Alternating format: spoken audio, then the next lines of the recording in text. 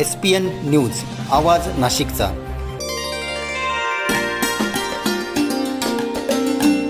मित्रांनो, सप्रेम नमस्कार। SPN न्यूजमध्ये आपले स्वागत आहे।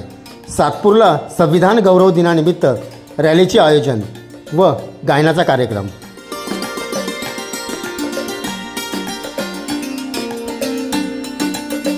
सविस्तर वृत्त असे। फुले शाहू आंबेडकर बहुउद्देशीय संस्था आणि BMA ग्रुप नाशिक यांच्या संयुक्त विद्यमाने काल दिनांक 26 नोव्हेंबर रोजी संविधान गौरव दिनाचे आयोजन करण्यात आले होते।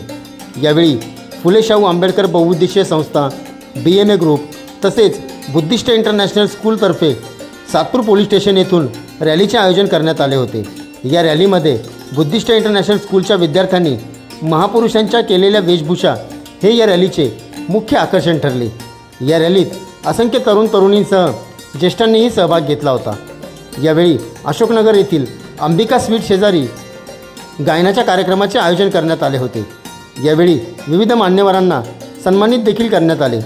या कार्यक्रमाप्रसंगी आयोजक मोहन अडांगळे तसेच राहुल बच्छाव यांनी आपले मनोगत व्यक्त केले।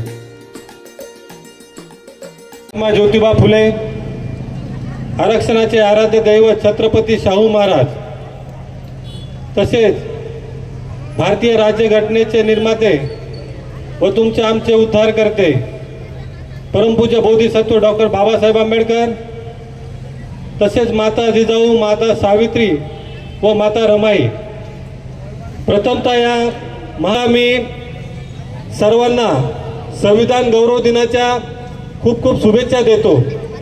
खरं तर 2 वर्ष 11 महिने आणि 18 दिवस इतके वर्ष सतत प्रयत्न करून डॉक्टर बाबासाहेब आंबेडकरांनी संविधानाची निर्मिती केली आणि या संविधानामध्ये जे खऱ्या अर्थाने जे मूलभूत अधिकार आहे, समता, न्याय आणि बंधुता। समता म्हणजे सर्वांना समान अधिकार। आपण जर बघितलं की बाबासाहेबांनी या संविधानामध्ये सर्वात महत्त्वाचा अधिकार जो दिला असेल तो मतदानाचा अधिकार आहे। कारण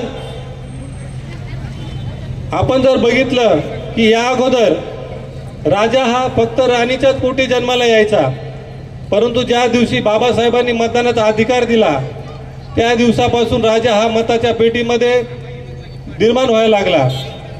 आपण जर बघितलं की एक रिक्षावाला असेल किंवा एखादा मोलमजुरी करणारा असेल आणि तसेच एखादा अंबानी असेल, अदानी असेल, या सर्वांनाही बाबासाहेबांनी एकच मताचा अधिकार दिला। म्हणजे कितीही पैशांनी मोठा असला आणि कितीही गरीब असला तरी बाबासाहेबांनी त्याला समान अधिकार दिला। त्यामुळे यामध्ये जो समतेचा अधिकार आहे हा सर्वात महत्त्वाचा आहे। तसेच आपण जर विचार केला की महिलांना सुद्धा बाबासाहेबांनी सर्व समान या ठिकाणी दिलेला आहे। या अगोदर जर आपण विचार केला की जर एखाद्या पतीचा मृत्यू झाला असेल तर त्या पत्नीला सती जाण्याची प्रथा होती आणि त्या पत्नीला केस ओपन करून घरात डांबून ठेवलं जायचं। परंतु संविधानाने आज ह्या महिलांना सर्व समान अधिकार देण्यात आले।